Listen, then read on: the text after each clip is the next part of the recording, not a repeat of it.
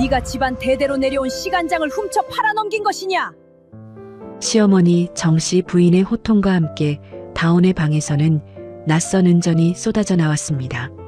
집안을 살린 아내에게 남편 태무는 냉정하게 등을 돌렸고 첫눈이 내리던 추운 밤 다온은 그렇게 빈손으로 쫓겨났습니다. 그런데 3년 뒤 정씨 부인은 장터한 대박 국밥집 앞에서 믿을 수 없는 광경을 마주하게 되는데요. 쫓겨나 죽은 줄 알았던 며느리는 어떻게 대박 국밥집 주인이 된 것일까요? 조선 야담꾼을 찾아주신 어르신들 감사합니다. 구독과 좋아요로 응원해주시면 오늘 사연 시작하겠습니다. 한양 마포 나루터에는 대대로 장을 담가서 양반 가문에 납품하는 조씨 집안이 있었습니다. 이 집안의 자랑이자 자존심은 다름 아닌 여러 대에 걸쳐 새 간장을 더해가며 지켜온 100년 넘은 시간장에서 나오는 것이었지요. 하지만 그 영화도 사람이 지켜야 유지되는 법이었습니다. 이 집안의 가장이자 주인인 조성구의 병이 기침 한 번에도 몸을 가누지 못할 만큼 깊어지고 외아들 조태문이 아비의 병수발도 미룬 채 기방과 투전판을 전전하기 시작하면서 집안의 살림은 서서히 무너지기 시작했던 것이지요. 그 조짐이 처음으로 드러난 것은 어느 대감댁 음식을 맡았던 날이었습니다. 늙은 집사 하나가 사색이 된 얼굴로 사랑채까지 뛰어들어와 태문을 찾았습니다. 도련님, 큰일 났습니다요. 오늘 상에 올릴 국의 간이 어제와 완전히 다릅니다. 부엌에서 벌써 3번을 다시 끓였는데도 맛이 잡히질 않습니다. 태무는 술이 덜 깬 얼굴로 눈살을 찌푸리며 손을 내저었습니다. 그런 자잘한 일까지 나에게 물을 것 없다. 알아서 처리하지 못하느냐? 하오나 이번 일을 그르치면 그 댁에서 다시는 저희를 찾지 않을 것입니다. 벌써 몇 집이나 그리 돌아섰지 않습니까? 태무는 대꾸도 없이 자리를 떴고 집사는 그 뒷모습을 향해 깊은 한숨만 내쉴 뿐이었습니다. 결국 그날은 간이 맞지 않은 국을 그대로 올릴 수밖에 없었고 그 댁 대감은 2번 다시 조씨 가문에 일을 맡기지 않았던 것이었습니다. 이런 일이 1번, 2번 쌓이자 오랫동안 조씨 가문이 부엌을 지키던 손 맵고 눈 밝은 일꾼들부터 하나둘 등을 돌리기 시작했습니다. 품삯기 2달, 석 달씩 밀리니 굶주린 배를 참아가며 일할 사람이 어디 있었겠습니까? 사람이 떠나면 그 빈자리를 서투른 새 일꾼이 채우는 법이요.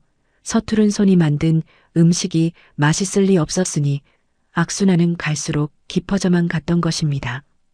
병상에 누운 조성구는 그 모든 사정을 다 지켜보면서도 아들을 나무랄 기력조차 없었습니다. 대신 그는 자꾸만 젊은 시절로 마음이 흘러가곤 했지요. 조성구에게는 중마고우가 하나 있었으니 바로 송덕수였습니다. 2 사람은 어린 시절 한양 저작거리에서 함께 짐을 나르며 자란 벗이었고 조씨 가문이 장사로 크게 일어선 뒤에도 조성구는 가난한 벗을 저버리지 않았습니다. 자네는 어찌 그리 매번 손해보는 장사를 하는가? 남은 재료 아깝다고 공짜로 퍼주면 자네 살림은 언제 피겠나? 조성구가 핀잔을 주면 송덕수는 그저 허허 웃으며 이렇게 답하곤 했습니다. 배고른 사람 앞에 두고 아까운 걸 어찌 참는가. 그리고 이보게 저 어린 것이 나보다 셈이 더 밝으니 걱정 말게나. 그 어린 것이 바로 송덕수의 딸 다온이었습니다. 조성구가 처음 그 아이를 눈여겨본 것은 다온이 겨우 10살 남짓 되었을 무렵이었지요. 손님이 먹다 남긴 고기 한 점을 다온이 코끝에 가져다 대더니 아비의 소매를 잡아 끌며 이렇게 말했던 것입니다. 아버지, 이 고기는 벌써 냄새가 시었어요. 이걸 다시 상에 올리면 손님이 탈이 날 거예요. 송덕수가 반신반의하며 냄새를 맡아보았지만 정작 그의 코로는 별다른 이상을 느끼지 못했습니다.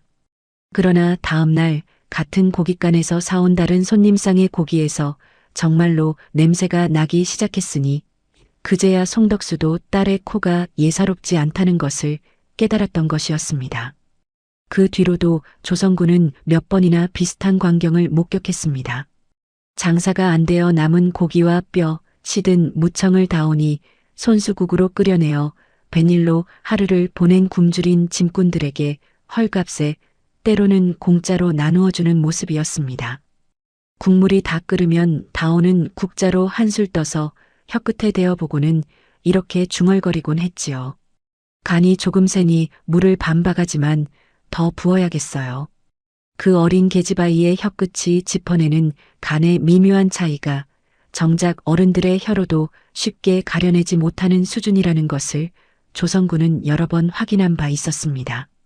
어느 날은 궁금증을 참지 못하고 다온에게 직접 물어본 적도 있었습니다. 얘야, 너는 그 간이 세고 약한 것을 대체 어찌 그리 잘 아느냐? 다온은 부끄러운 듯 고개를 숙이면서도 또박또박 대답했던 것이었습니다. 어머니가 안 계셔서 제가 아버지 대신 간을 봐야 했어요. 처음엔 자꾸 짜게 만들어서 손님들한테 혼도 많이 났는데 그러다 보니 이제는 국물 한 숟갈만 먹어봐도 장이 얼마나 들어갔는지 알겠더라고요. 그 대답을 듣던 조성구의 마음속에는 한 가지 생각이 점점 굳어져 갔습니다. 저 아이는 장사치의 눈과 요리하는 이의 혀를 함께 타고났구나. 언젠가 우리 집안에 저런 사람이 하나 있었으면 좋겠다. 세월이 흘러 다온이 18이 되던 해 공교롭게도 송덕수는 몇 해 전 이미 세상을 떠난 뒤였고 조성구의 병세는 더 이상 손쓸 수 없을 지경에 이르렀습니다.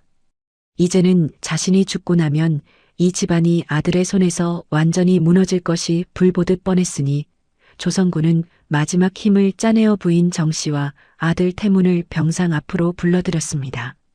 내가 죽기 전에 반드시 해두어야 할 일이 있다. 벗송덕수의 딸 다온을 며느리로 맞을 것이다. 정씨는 그 말을 듣자마자 낯빛이 굳어졌습니다. 영감, 그 처자는 인물도 변변찮고 친정도 한미하다 들었습니다. 우리 태문이 짝으로는 당치도 않습니다. 대체 어느 댁에서 며느리를 그리 함부로 정한답니까? 함부로 정하는 것이 아니다. 나는 그 아이를 오래전부터 지켜봐왔다. 사람을 먹이고 살림을 지키는 재주가 남다른 아이니라. 옆에 있던 태문 역시 얼굴을 붉히며 목소리를 높였습니다. 아버님, 저는 절대 받아들일 수 없습니다. 친구들 앞에 내놓지도 못할 여자를 어찌 제 아내로 맞습니까? 차라리 다른 혼처를 알아봐 주십시오. 조성구는 마른 기침을 몇 번 쏟아내고는 힘겹게 몸을 일으켜 앉았습니다. 태문아, 내 눈에는 무엇이 보이느냐? 얼굴 고운 며느리가 이 집안의 무너진 살림을 다시 일으켜 세울 것 같으냐? 내가 창피하다고 외면하는 그 아이가 이 집을 살릴 사람이다. 고운 얼굴은 세월이 지나면 변하는 법이나 사람을 먹이고 살림을 지키는 능력은 쉽게 사라지지 않는 법이니라. 아버님, 그것은 아버님 생각이시고 내 말이 끝나지 않았다. 조성구의 단호한 목소리에 태문은 입을 다물 수밖에 없었습니다. 하지만 정씨도 태문도 그 자리에서 끝내 고개를 끄덕이지 않았지요. 자존심이 걸린 문제라 여겼기 때문이었습니다. 그러나 세상 일이라는 것이 언제나 사람의 자존심보다 눈앞의 궁핍함이 앞서는 법이었습니다. 그로부터 채 2달이 지나지 않아 사달이 났습니다. 어느 이른 아침 빚쟁이 서넛이 조씨 가문 대문 앞에 몰려와 소란을 피우기 시작했던 것입니다. 당장 밀린 곡물값을 내놓으시오. 언제까지 이리 미루기만 할 셈이오? 이러다가는 우리도 관아에 고할 수밖에 없습니다. 정씨가 급히 나가 좋은 말로 달래보았지만 소용이 없었습니다. 설상가상으로 그날 오후 조씨 가문의 마지막 자존심이라 할 수 있는 한 판서댁에서 서찰이 날아왔습니다. 회가변을 맡기려 했으나 요즘 조씨 가문의 음식 맛이 예전 같지 않다는 소문을 들었으니 다시 한번 생각해 보겠다는 내용이었지요. 그 서찰을 받아든 정씨의 손이 부들부들 떨렸습니다. 이 잔치마저 놓치면 조씨 가문이라는 이름 석자가 한양 바닥에서 완전히 지워지고 말 것입니다. 정씨는 그날 밤 태문을 불러 앉혔습니다. 태문아, 아무래도 아버님 말씀을 따라야 할 것 같구나. 어머니, 정말 그 여자를 며느리로. 낯짝이 곱지 않으면 어떠냐? 지금 우리에게 필요한 건 이 집을 살릴 손이지 고운 얼굴이 아니다. 태문은 한참을 망설였지만 결국 어머니의 말을 거스르지 못했습니다. 자신의 앞날이 걸린 문제였으니 자존심보다 앞선 것은 결국 살림이었던 것입니다. 그렇게 하여 18살 다온은 화려한 혼수 하나 없이 그저 몸에 걸친 무명 저고리 한 벌과 야무진 손끝 하나만을 지닌 채 조씨 가문의 문턱을 넘었습니다. 미혼 시절 늘어뜨렸던 댕기머리를 걷어올려 소박한 나무 비녀를 꽂은 쪽머리로 틀어 올린 그날, 다온은 자신 앞에 놓인 삶이 결코 녹록지 않으리라는 것을 이미 예감하고 있었던 것이지요. 혼례 첫날 정씨는 다온을 안채로 불러앉히고는 냉랭한 얼굴로 이렇게 말했습니다. 내 처지를 잘 알 것이다. 우리가 너를 며느리로 들인 것은 내 손에 이 집안의 살림이 달렸기 때문이지 결코 너를 귀히 여겨서가 아니다. 부엌일이나 잘 챙기고 손님 앞에는 함부로 나서지 말거라. 다온은 고개를 숙이며 짧게 대답했습니다. 명심하겠습니다, 어머님. 그 짧은 대답 속에 다온이 삼킨 서러움이 얼마나 컸을지는 굳이 말로 옮길 필요도 없었을 것입니다. 혼례를 치른 지 얼마 지나지 않아 조씨 가문에는 큰 시험이 찾아왔습니다. 앞서 서찰을 보내왔던 그 판서댁에서 그래도 한 번 더 기회를 주겠다며 회가변을 정식으로 맡겨온 것이었습니다. 하지만 기존의 부엌 살림으로는 도무지 감당이 되지 않는 형편이었지요. 잔치 사흘 전 늙은 집사가 발을 동동 구르며 태문을 찾아왔습니다. 도련님, 고기는 산더미처럼 사드렸는데 이걸로 몇 가지 음식을 낼 수 있을지 도무지 계산이 안 섭니다. 이러다간 저번처럼 또. 태문은 아무 대책도 내놓지 못한 채 애꿎은 술잔만 기울이고 있었습니다. 보다 못한 정씨가 결국 다온을 불렀습니다. 내가 한번 부엌을 맡아보아라. 이번 잔치를 그르치면 우리 집안은 정말 끝이다. 다온은 그 말을 듣고 곧장 부엌으로 걸음을 옮겼습니다. 들어온 고기더미 앞에 서서는 코를 가까이 대어 냄새부터 확인했지요. 그저 눈으로 보아서는 알 수 없는 미묘한 신선도의 차이를 다온은 냄새 하나만으로 정확히 가려낼 수 있었던 것이었습니다. 이 부위는 오늘 안에 써야 하고 이 부위는 하루쯤 더 두어도 괜찮겠습니다. 일꾼들은 처음에는 어린 세댁의 말을 반신반의하는 눈치였습니다. 나이든 부엌 일꾼 하나가 슬쩍 물었습니다. 세아 씨, 정말 이대로 나누어도 되겠습니까? 잘못되면 저희가 다 책임을 져야 하는데요. 제가 맡겠습니다. 살코기는 산적과 편육으로, 뼈는 우려서 국물로, 질긴 부위는 오래 삶아 장조림으로 쓰지요. 남는 채소도 정과 나물로 쓸 테니 버릴 것이 하나도 없을 것입니다.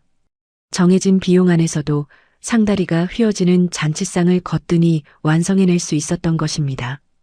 간을 볼 때에도 국자로 국물을 한 숟갈 떠서 혀끝에 대어보고는 장이 조금 부족하니 반혼만 더 넣으면 되겠습니다 하고 정확히 짚어내니 곁에서 지켜보던 늙은 일꾼들도 혀를 내두르지 않을 수 없었습니다. 잔칫날 판서댁 손님들은 오랜만에 조씨 가문 음식의 옛맛이 돌아왔다며 저마다 감탄을 쏟아냈습니다. 한 노부인이 정씨를 붙잡고 물었습니다. 부인, 이번 잔치상은 예전보다 더 정갈하고 깊은 맛이 나는구려. 대체 누가 이리 솜씨를 부린 것이오? 정씨는 잠시 머뭇거리다가 태연히 이렇게 답했던 것입니다. 내가 직접 간을 맞춘 음식입니다. 다온은 그 말을 부엌 뒤편에서 조용히 들으면서도 아무런 내색을 하지 않았습니다. 이미 시집을 오기 전부터 자신의 처지가 어떠할지는 어느 정도 짐작하고 있었으니까요. 다만 시아버지 조성구만이 병상에서 그 소식을 전해 듣고는 옅은 미소를 지으며 고개를 끄덕였을 뿐이었습니다. 그러나 그 작은 위안조차 오래가지는 못했습니다. 혼례를 치른 지 꼭 반년이 되던 날 조성구의 숨이 점점 옅어지기 시작했습니다. 다온은 밤낮으로 병상을 지키며 미음을 끓여올렸고 조성구는 그런 며느리를 물끄러미 바라보다 힘없이 손을 뻗었습니다. 다온아, 이리 가까이 오너라. 다온이 손을 맞잡자 조성구는 가쁜 숨을 몰아쉬며 말을 이었습니다. 내가 너를 이 집에 들인 것을 후회하지는 않느냐? 아버님, 어찌 그런 말씀을. 괜찮다.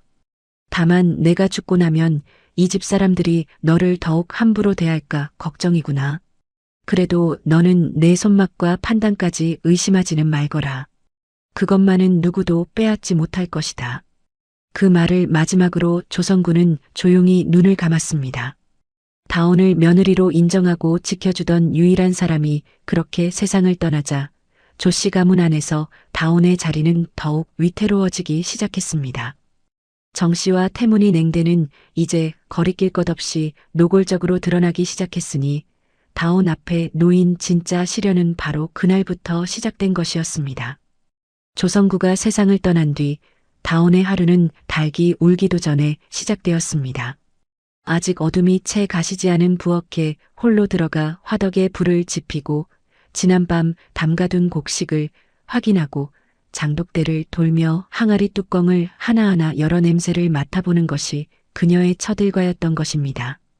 시아버지가 살아있을 때에는 그래도 가끔이나마 따뜻한 말 한마디를 들을 수 있었지만 이제는 그마저도 사라진 집안에서 다온은 온전히 홀로 서야 했습니다. 부엌과 장독대, 창고와 장부방을 새벽부터 밤까지 오가는 나날이 계속되었으니 몸이 10개라도 모자랄 지경이었지요. 다온이 처음 부엌 살림을 도맡게 되었을 때 가장 먼저 눈에 들어온 것은 엉망으로 뒤섞인 그릇과 국자들이었습니다. 크고 작은 국자가 뒤섞여 있어 같은 국이라도 어느 그릇에 담기느냐에 따라 양이 들쭉날쭉했고 그로 인해 어느 날은 재료가 남아돌고 어느 날은 턱없이 부족한 일이 반복되고 있었던 것입니다. 다온은 부엌 한쪽에 쌓인 국자들을 모두 꺼내어 하나하나 크기를 비교해 보았습니다. 이 국자는 2홉, 이건 1홉 반, 이건 3홉이나 되는군요. 이러니 매번 양이 다를 수밖에요. 곁에 있던 젊은 일꾼 하나가 신기한 듯 물었습니다. 세아 씨, 국자 크기가 그리 대수입니까? 어차피 담는 사람 손끝에서 다 정해지는 것 아닙니까? 손끝의 감각도 중요하지만 그 감각이 흔들릴 때를 대비해야지요. 앞으로는 이 1홉 반짜리 국자 하나만 쓰도록 하겠습니다. 그래야 오늘 몇 그릇을 팔았는지 내일은 재료를 얼마나 준비해야 하는지 정확히 셈할 수 있으니까요. 늙은 일꾼 하나가 미심쩍은 얼굴로 끼어들었습니다. 세아 씨, 그런 걸 굳이 통일해야 할 이유가 있습니까? 예로부터 눈대중으로 해왔는데요. 괜히 번거로운 일을 만드시는 건 아닌지요. 눈대중으로 하면 어느 날은 재료가 남아버려지고 어느 날은 모자라 손님을 놓치게 됩니다. 하나로 정해두면 재료가 얼마나 들지 미리 셈할 수 있으니 낭비도 없고 모자람도 없을 것입니다. 한번 시험 삼아 열흘만 이대로 해보시지요. 그 말을 듣고도 반신반의하던 일꾼들이었지만 열흘이 지나자 과연 재료, 소모가 눈에 띄게 줄어드는 것을 직접 확인하고는 하나둘 고개를 끄덕이기 시작했던 것이었습니다. 특히 오랫동안 부엌을 지켜온 일꾼 박봉래는 다온의 방식이 못마땅하기는커녕 오히려 반가운 눈치였습니다. 세아 씨 말씀대로 하니 확실히 남는 재료가 줄었습니다. 예전에는 늘 아까운 것들을 버려야 했는데 말이지요. 봉래 아주머니께서 그리 말씀해 주시니 마음이 놓입니다. 앞으로도 잘못된 것이 있으면 언제든 말씀해 주세요. 박봉래는 그날 이후로 다온을 조금씩 신뢰하기 시작했습니다. 물론 그 신뢰가 훗날 얼마나 무거운 침묵으로 시험받게 될지는 이때만 해도 아무도 알지 못했던 것이지요. 다온은 거기서 그치지 않았습니다. 음식마다 들어가는 장과 소금의 양을 일일이 종이에 적어두기 시작했지요. 처음에는 그저 혀끝의 감각에 의지하던 것을 이제는 숫자로 남겨두어 누구라도 그 기록만 보면 똑같은 맛을 낼 수 있도록 만들려는 생각이었습니다. 밤마다 등잔불 아래 앉아 그날 사용한 장과 소금의 양, 국물의 간을 맞춘 방법을 한자 한자 적어 내려가는 다온의 모습을 보고 어느 날 일꾼 하나가 물은 적이 있었습니다. 세아 씨는 대체 잠은 언제 주무십니까? 매일 밤 저리 앉아 계시니 몸이 축나실까 걱정입니다. 이렇게 적어두어야 나중에 제가 없어도 다른 사람이 같은 맛을 낼 수 있지 않겠습니까? 지금은 힘들어도 나중에는 이것이 다 밑거름이 될 것입니다. 그 말에는 다온 스스로도 미처 깨닫지 못한 예언 같은 것이 담겨 있었으니 실로 훗날 그녀가 세운 다온 주막의 기틀이 바로 이 시절의 속간에서 비롯된 것이었기 때문입니다. 또한 고기와 생선이 들어오면 곧바로 냄새와 손끝으로 신선도를 확인하여 상하기 전에 먼저 사용하도록 순서를 정했고 뼈와 질긴 부위도 버리지 않고 국과 편육에 알뜰히 활용했습니다. 재료가 들어올 때마다 다온은 직접 마당까지 나가 무게를 재고 상태를 확인했습니다. 어느 날은 곡물 장수가 쌀과 마니를 부려놓고 값을 받아가려 하자 다온이 가만히 하나를 풀어 손으로 쌀알을 훑어보며 말했던 것입니다. 이 쌀에 뉘가 너무 많이 섞였습니다. 지난번 것보다 값을 낮춰 받으셔야겠습니다. 곡물 장수는 처음에는 언짢은 기색을 보이며 목소리를 높였습니다. 세아 씨, 그 정도는 원래 섞이는 법입니다. 어느 쌀인들 뉘 하나 없겠습니까? 이 정도면 한 대에 뉘가 20알은 넘게 나옵니다. 지난번 가져오신 쌀은 5알도 안 되었지요. 그때와 같은 값을 받으시려면 곤란합니다. 곡물 장수는 몇 마디 더 우겨보았지만 다온이 정확한 수치를 짚어가며 침착하게 대응하자 결국 두 손을 들 수밖에 없었습니다. 허참, 새댁 눈썰미가 예사롭지 않구려. 알겠소이다. 값을 조금 낮추리다. 이런 일이 몇 차례 반복되자 나루터의 장사치들 사이에서는 조씨 댁 세아 씨는 눈이 매서워 속일 수가 없다는 말이 슬며시 돌기 시작했던 것이지요. 그 소문이 퍼지자 오히려 좋은 점도 있었습니다. 이후로는 애초에 질 낮은 재료를 조씨 가문에 가져오는 장사치가 줄어들었으니 재료의 질 자체가 눈에 띄게 좋아진 것이었습니다. 다온은 밀린 일꾼들의 품삯도 하나씩 갚아나갔습니다. 태문이 기방에서 쓰던 돈을 줄이도록 정씨를 설득한 것도 다온이었습니다. 어느 날 저녁 다온은 용기를 내어 정씨의 방문 앞에 섰습니다. 어머님, 드릴 말씀이 있습니다. 무슨 일이냐? 들어오너라. 다온은 조심스럽게 장부를 펼쳐 보이며 입을 열었습니다. 지금 집안 형편에 서방님이 쓰시는 돈을 줄이지 않으면 일꾼들 품삯을 갚을 길이 없습니다. 보시다시피 이번 달에도 술값으로만 이만큼이 나갔습니다. 정 씨는 장부를 힐끗 보고는 눈살을 찌푸리며 언성을 높였습니다. 내가 감히 집안 살림에 이래라 저래라 하는 것이냐? 태문이가 밖에서 사람을 만나고 다니는 것도 다 이 집안을 위한 일이다. 그런 뜻이 아닙니다, 어머님. 다만 일꾼들이 품삯을 받지 못하면 결국 떠나갈 것이고 그리 되면 잔치상을 다시는 맡을 수 없게 될 것입니다. 지금 겨우 일어서고 있는 살림이 다시 무너지는 것을 보고만 있을 수는 없지 않습니까? 정 씨는 한참을 노려보다가 결국 마지못해 고개를 끄덕였습니다. 자신도 이미 집안 형편이 얼마나 위태로운지 잘 알고 있었기 때문이었지요. 알겠다. 태문이에게는 내가 따로 이르마. 하지만 내가 나서서 이래라 저래라 했다는 말은 입 밖에 내지 말거라. 예, 어머님. 그리하겠습니다. 다온은 그 자리를 물러나며 씁쓸한 미소를 지을 수밖에 없었습니다. 집안을 살리는데 앞장서고도 그 공은커녕 목소리조차 내서는 안 되는 처지였으니까요.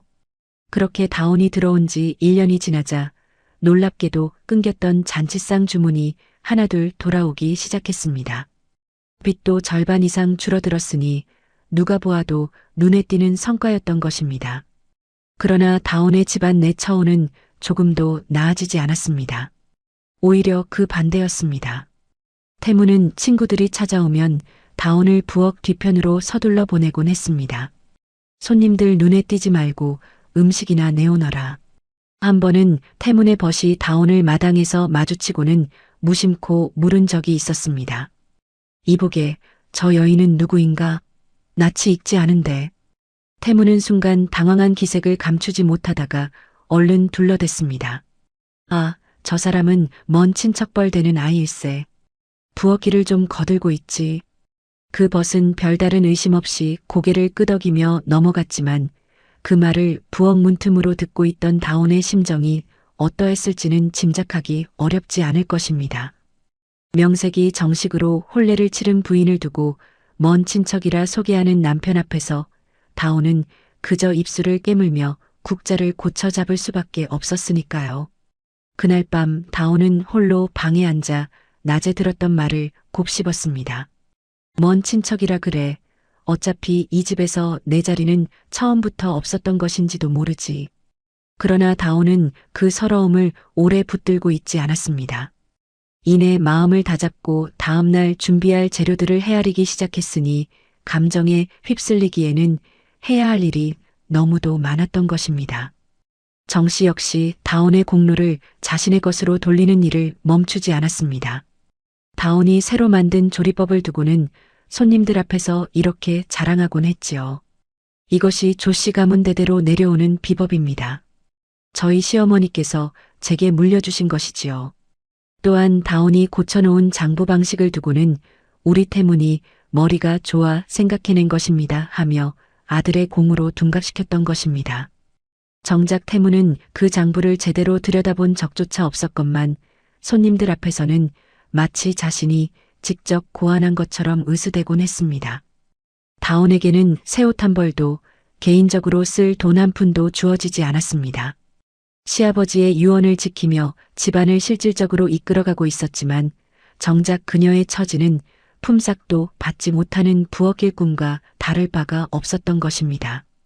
어느 늦은 밤 다온은 홀로 장독대에 앉아 달을 올려다보며 혼잣말을 되뇌었습니다. 내가 이 집에 온 것이 잘못이었을까? 아니, 아버님의 뜻이 있었으니 후회는 하지 말자. 박복래가 마침 그 곁을 지나다가 다온의 혼잣말을 듣고 걸음을 멈추었습니다. 무어라 위로의 말을 건네고 싶었지만 자신 역시 이 집에서 밥벌이를 하는 처지인지라 함부로 나설 수 없었습니다. 그저 조용히 다가와 옆에 앉을 뿐이었습니다. 세아 씨, 밤바람이 찹니다. 이만 들어가시지요. 고맙습니다, 아주머니. 그 짧은 순간의 온기가 훗날 박복래가 다온을 위해 무거운 입을 열게 되는 씨앗이 되었다는 것을 이때는 두 사람 다 알지 못했던 것이지요. 그러던 어느 날 큰 전환점이 될 사건 하나가 찾아왔습니다. 고을의 한 고관댁 부인이 곧 있을 잔치 준비 상황을 직접 확인하러 조씨 가문을 방문한 것이었습니다. 정 씨는 손님을 맞이하며 애써 태연한 얼굴을 지었지만 속으로는 이번 잔치만큼은 실수가 있어서는 안 된다는 초조함에 시달리고 있었습니다. 마침 부엌에서는 큰 소동이 벌어지고 있었습니다. 새로 들어온 일꾼 하나가 화덕의 불 조절에 서툴러 국이 자꾸 눕는 바람에 시간이 계속 지체되고 있었던 것이지요. 일꾼 하나가 발을 동동 구르며 소리쳤습니다. 이러다간 시간 안에 상을 다 못 낼 것 같습니다. 벌써 세 번째 다시 끓이는 겁니다. 그 소란을 들은 다온이 곧장 부엌으로 달려 들어갔습니다. 화덕 앞에 서서 불의 세기를 가늠하더니 장작을 몇 개 빼내고 물기 먹은 재를 살짝 덮어 화력을 낮추었습니다. 이렇게 불이 세면 겉은 타고 속은 설익습니다. 재로 덮어 불을 줄이고 대신 뭉근하게 오래 끓여야 맛이 깊어지는 법이지요. 그러고는 국물을 국자로 떠서 혀끝에 대어 보고는 곧바로 지시를 내렸습니다. 장이 너무 세게 들어갔으니 물을 더 부어야 합니다. 그리고 저 고기는 쓰지 마세요. 냄새가 다릅니다. 상하기 시작한 것입니다. 일꾼들의 동선까지 다시 짜서 늦어지던 작업을 순서대로 바로잡으니 아슬아슬했던 잔치상이 시간에 맞춰 완성될 수 있었던 것입니다. 그 모든 과정을 문틈으로 지켜보고 있던 고관댁 부인은 감탄을 감추지 못했습니다. 잔치가 끝난 뒤 그녀는 정 씨를 따로 불러 물었습니다. 부인, 아까 부엌에서 불의 세기를 조절하고 간을 봐가며 지휘하던 그 젊은 여인은 누구요? 내 평생 그리 정확한 손을 본 적이 없소이다. 정 씨는 순간 말문이 막혔습니다. 며느리라고 말하자니 자신이 그동안 숨겨온 것이 들통날 판이었고 그렇다고 부엌 일꾼이라 하기에는 방금 본 좀씨가 예사롭지 않았기 때문이었지요. 그 아이는 저희 집에서 잔심부름을 돕는 아이입니다. 고관댁 부인은 고개를 갸웃하며 다시 물었습니다. 잔심부름을 돕는 아이가 불에 새기며 간까지 저리 정확히 짚어낸단 말이오? 예산일이 아니구려. 정 씨가 우물쭈물하는 사이 고관댁 부인은 스스로 고개를 끄덕이며 이렇게 말했던 것입니다. 조 씨 집안을 다시 일으킨 사람이 시어머니가 아니라 이 어린 며느리였구나. 부인, 내 눈은 속일 수 없습니다. 정 씨의 얼굴이 하얗게 질렸습니다. 그 한마디가 결국 담장을 넘어 한양 사대부가 사이에 조용히 퍼져나가기 시작했던 것이지요. 그날 이후로 조 씨 가문을 찾는 손님들의 태도가 눈에 띄게 달라졌습니다. 잔치상을 의뢰하러 온 한대감댁 마님이 대뜸 이렇게 요구하는 일까지 생겼던 것입니다. 이번에는 그 젊은 며느리가 직접 간을 봐주셔야겠소. 소문을 들으니 그 솜씨가 남다르다더군요. 그러지 않으면 다른 집을 알아볼 수밖에 없습니다. 정 씨는 속으로 이가 갈렸지만 겉으로는 웃으며 답할 수밖에 없었습니다. 여부가 있겠습니까, 마님? 그리하겠습니다. 방을 나서는 정 씨의 얼굴에는 웃음기가 싹 가시고 없었습니다. 일꾼들 사이에서도 변화가 뚜렷했습니다. 재료를 들릴지 말지, 품삯을 얼마나 쳐줄지를 놓고 이제는 태문이 아니라 다온에게 직접 묻는 일이 잦아졌던 것입니다. 세아 씨, 오늘 들어온 생선은 어찌할까요? 세아 씨, 이번 달 품삯은 언제쯤 받을 수 있겠습니까? 일꾼들의 이런 물음이 하나둘 쌓일 때마다 태문의 존재감은 그만큼 옅어져 갔습니다. 태문은 그런 상황이 벌어질 때마다 자존심이 상해 견딜 수가 없었습니다. 어느 날 술자리에서 벗들이 무심코 던진 말이 그의 가슴에 비수처럼 꽂혔습니다. 이복의 태문이 요즘 듣자니 자네 집이 아내 덕에 다시 일어섰다면서 자네는 그저 아내 덕에 먹고 사는 사내가 된 것 아닌가. 좌중에서 웃음이 터지자 태문의 얼굴은 불그락푸르락해졌습니다. 그날 밤 집으로 돌아온 태문은 애꿎은 술상을 걷어차며 분을 사귀지 못했습니다. 내가 왜 그런 말을 들어야 한단 말이냐. 이게 다 그년 때문이다. 정 씨의 심정도 다르지 않았습니다. 오랜 세월 자신이 지켜온 안주인의 자리를 이제는 어린 며느리에게 빼앗기고 있다는 위기감이 날로 커져만 갔던 것이지요. 정 씨는 밤마다 잠을 이루지 못하며 생각했습니다. 이대로 두었다가는 이 집의 진짜 주인이 저 계집이 되고 말겠구나. 무슨 수를 써서라도 저 아이의 자리를 지워야 한다. 그러던 차에 정 씨의 눈에 마침 반가운 소식 하나가 들어왔습니다. 정 씨의 먼 친척뻘 되는 한부인이 찾아와 넌지시 말을 건넨 것이었습니다. 형님, 요즘 한양의 큰 육류상 육만덕이라고 아십니까? 그댁 외동딸이 아름답고 부유하기로 소문이 자자한데 요즘 태문인의 이야기를 어디서 들었는지 관심을 보인다더군요. 정 씨의 귀가 번쩍 뜨였습니다. 그것이 정말입니까? 그댁이라면 재력이 상당하다고 들었는데. 예, 형님. 게다가 그댁 창고에는 고기가 넘쳐난다 하니 만약 그댁과 사돈을 맺는다면 형님네 살림에도 큰 보탬이 될 것입니다. 정 씨의 머릿속에는 그 순간부터 한 가지 계획이 서서히 그려지기 시작했습니다.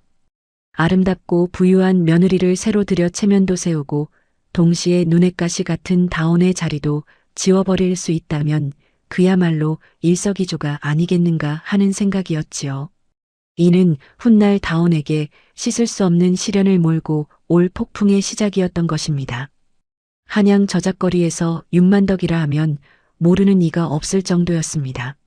그가 운영하는 고기 점포와 저장 창고가 한양 곳곳에 흩어져 있었으니 사대부가의 큰 잔치마다 그 집 고기를 쓰지 않는 곳이 없다는 말이 나올 정도였지요. 그런 육만덕에게는 눈에 넣어도 아프지 않을 외동딸 화영이 있었으니 곱고 화사한 자태로 어디를 가든 시선을 끄는 처자였습니다. 화영이 조씨 가문의 소문을 처음 들은 것은 어느 잔치집 자리에서였습니다. 함께 자리한 부인들이 저마다 한마디씩 거들었던 것이지요. 요즘 조씨 가문 음식이 다시 유명해졌다지요. 그 집 도련님도 인물이 훤칠하다더군요. 그런데 듣자 하니 정작 살림을 도맡아 하는 사람은 며느리라던데 그 며느리라는 사람이 영 볼품이 없다는 소문이 있습니다. 화영은 그 말을 듣고 속으로 코웃음을 쳤습니다. 볼품없는 며느리 따위가 걸림돌이 될 리 없다고 여겼기 때문이었지요. 화영은 곧장 아버지 윤만덕을 찾아가 이렇게 말했습니다. 아버지, 조씨 가문 도련님이 요즘 한양에서 다시 이름을 얻고 있다 합니다. 저와 어울리는 혼처가 아니겠습니까? 윤만덕은 딸의 말에 잠시 생각에 잠기더니 고개를 끄덕였습니다. 그 집안이라면 나쁘지 않지. 하지만 듣자 하니 이미 며느리가 있다던데 그 며느리가 실질적으로 그 집 살림을 다 쥐고 있다는 소문이 있다. 그 부분을 먼저 알아봐야겠구나. 며칠 뒤 정 씨의 먼 친척을 통해 다리가 놓이면서 윤만덕과 화영이 은밀히 조 씨 가문을 찾아왔습니다. 정 씨는 반가운 기색을 감추지 못하며 두 사람을 맞이했습니다. 어서 오십시오. 이리 귀한 걸음을 해주시니 몸둘 바를 모르겠습니다. 윤만덕은 인사치레를 몇 마디 나눈 뒤 곧바로 본론을 꺼냈습니다. 부인, 솔직히 말씀드리겠습니다. 제 여식이 댁 도련님께 마음이 있는 모양입니다만 듣자 하니 이미 며느리가 계시다지요. 그 며느리분이 이 집 살림에서 어떤 자리를 차지하고 계신지 여쭙고 싶습니다. 정 씨의 얼굴에 순간 그늘이 스쳤습니다. 부끄러운 이야기지만 실은 그 아이가 부엌 일을 도맡아 하고 있습니다. 손맛이 좋아 집안 살림에는 도움이 되었지만 며느리로서는 제가 한 번도 마음으로 받아들인 적이 없습니다. 화영이 그 틈을 놓치지 않고 끼어들었습니다. 부인, 솔직히 말씀드리겠습니다. 그 여인이 남아있는 한 제가 그 집의 안주인이 될 수는 없습니다. 저는 이 집에 들어오더라도 부엌 뒤편에 숨어 지내는 안주인이 되고 싶지는 않습니다. 정 씨는 그 말에 순간 말문이 막혔습니다. 그러나 곧 윤만덕이 던진 다음 말이 정 씨의 마음을 완전히 돌려놓았습니다. 부인, 만약 그 며느리를 내보내고 제 여식을 새 며느리로 맞아주신다면 저희 점포에서 고기를 싼 값에 공급해드리겠습니다. 그리고 한양 중심가에 새 점포를 하나 마련해 드릴 수도 있습니다. 지금 이댁 형편에 그리 나쁜 제안은 아닐 것입니다. 정 씨의 눈빛이 흔들렸습니다. 고기를 싼 값에 댈 수 있다는 것도 솔깃했지만 무엇보다 아름답고 부유한 며느리를 새로 들인다면 그동안 잃어버린 체면을 단숨에 되찾을 수 있으리라는 계산이 섰던 것입니다. 생각할 시간을 좀 주시겠습니까? 물론입니다, 부인. 다만 너무 오래 끌지는 말아주십시오. 그날 밤 정 씨는 태문을 따로 불러 이 일을 상의했습니다. 태문은 처음부터 다온과의 혼인을 부끄러워했던 터라 화영이라는 이름을 듣자마자 눈빛이 달라졌습니다. 어머니, 그 댁 처자라면 저도 몇 번 소문을 들었습니다. 인물도 곱고 살림도 넉넉하다지요. 그런 여인과 혼인할 수 있다면 저야 더 바랄 것이 없습니다. 허나 다온이가 걸린다. 그 아이를 그냥 내보내면 손님들이 뭐라 하겠느냐. 지금 우리 집안 잔치상을 맡기는 사대부가들이 다 그 아이의 솜씨를 보고 오는 것인데. 태무는 잠시 고민하다가 어깨를 으쓱였습니다. 그거야 다른 이유를 만들면 되지 않겠습니까? 다온이가 무슨 큰 잘못이라도 저질렀다고 하면 누가 뭐라 하겠습니까? 정 씨는 그 말에 눈을 반짝였습니다. 큰 잘못이라 그래. 그것도 나쁘지 않겠구나. 다만 어설프게 내보냈다가는 일꾼들까지 따라 나갈 수 있으니 확실한 방법이 필요하다. 그 아이가 다시는 어디서도 음식을 팔지 못하게 만들어야 해. 두 사람의 대화는 밤늦도록 이어졌습니다. 정 씨의 머릿속에서 서서히 하나의 계획이 형태를 갖추어 갔으니 바로 조 씨 가문의 자존심이자 상징인 100년 시간장을 이용하는 것이었습니다. 큰 잔치상을 이틀 앞둔 어느 깊은 밤, 정 씨는 믿을 만한 몸종들을 데리고 은밀히 장독대로 향했습니다. 달빛조차 구름에 가려 어두운 그 밤, 정 씨는 100년 시간장이 든 항아리를 손수 열어보며 몸종에게 낮은 목소리로 지시했습니다. 이 항아리를 조용히 화영 아시댁 창고로 옮겨야 한다. 소리내지 말고 아무도 보지 못하게 해야 해. 몸종은 겁먹은 얼굴로 되물었습니다. 마님, 이것은 조씨 가문 대대로 내려오는 시간장이 아닙니까? 이것을 옮기면 내가 하는 일에 토를 달지 말거라. 다 집안을 위한 일이다. 그렇게 백년 시간장 항아리는 조용히 뒷문을 통해 빠져나가 윤하영의 친정 창고로 옮겨졌습니다. 정 씨는 원래 자리에 맛이 거칠고 지나치게 짠 다른 간장을 채워놓도록 시켰으니 겉으로 보기에는 아무 일도 없었던 것처럼 위장한 셈이었습니다. 그 무렵 태문 역시 자신의 몫을 다하고 있었습니다. 다온이 잠든 틈을 타 그녀의 작은 괴짝을 열어 은전 몇 양과 다른 음식점의 이름이 적힌 쪽지를 몰래 넣어두었고 방바닥 한쪽에는 간장이 흘러내린 듯한 흔적까지 조작해 두었던 것입니다. 자신의 아내였던 여인에게 이런 짓을 하면서도 태문의 마음속에는 일말의 죄책감조차 없었습니다. 오히려 이제 이 지긋지긋한 혼인에서 벗어날 수 있다는 안도감마저 들었을 정도였으니까요. 다음 날 아침 다온은 여느 때처럼 잔치상에 쓸 간장을 확인하러 장독대로 향했습니다. 항아리를 열어 국자로 한술 떠서 혀끝에 대는 순간 다온의 표정이 굳어졌습니다. 평소와 미묘하게 다른 짠맛과 거친 뒷맛이 느껴졌던 것입니다. 이것은 우리가 쓰던 시간장이 아닙니다. 곁에 있던 일꾼이 놀란 얼굴로 물었습니다. 세아 씨, 그게 무슨 말씀입니까? 맛이 다릅니다. 우리 시간장은 짠맛 뒤에 은은한 단맛과 깊은 여운이 남는데 이건 그저 짜기만 하고 뒷맛이 거칩니다. 누군가 항아리를 바꿔친 것이 틀림없습니다. 다온이 서둘러 장독을 다시 살피려는 순간이었습니다. 갑자기 정 씨가 여러 사람을 이끌고 마당으로 들이닥쳤습니다. 저 아이의 방을 뒤져라. 다온은 영문도 모른 채 그 광경을 지켜볼 수밖에 없었습니다. 어머님, 대체 무슨 일이십니까? 정 씨는 대답 대신 매서운 눈초리로 다온을 노려볼 뿐이었습니다.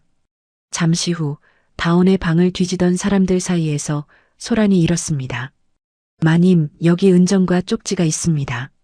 정 씨는 그것을 받아들고는 마치 기다렸다는 듯 목소리를 높였습니다. 내가 백년 시간장을 훔쳐 다른 음식점에 팔아넘긴 것이냐? 다온은 그제야 상황을 깨닫고 온몸이 얼어붙었습니다.